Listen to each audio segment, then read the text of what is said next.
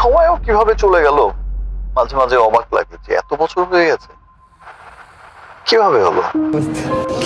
তো সময়টা যে বছরটা যে কখন পার হয়ে যায়, অনেক কিছুই হয়ে গেছে যেটা আসলে হওয়ার ছিল না। পূজাচেরির এক অনুষ্ঠানে সরাসরি ফোন দিয়ে কথা বললেন সাকিব খান।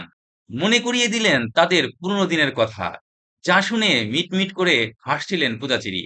হয়তো সাকিব খানের সাথে তার ছোট ছোট দুষ্টুমি আর খুনসুটিগুলোই মনে পড়ে যাচ্ছিল পূজাচেরির। অনেক ভুল করেছে, অনেক ভুল চোখের সামনে চলে আসে।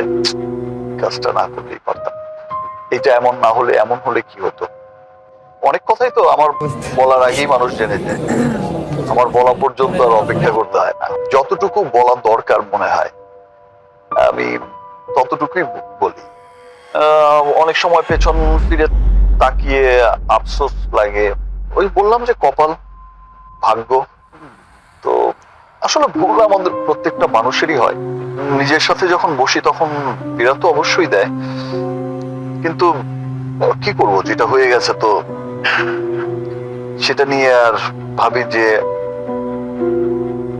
সেটা অনেক কিছু তো চাইলেও চেঞ্জ করা সম্ভব না, মানুষের হাতে নেই আমাদের। আহ, যখন আমরা বুঝে যাই যে এটা আমার ভুল,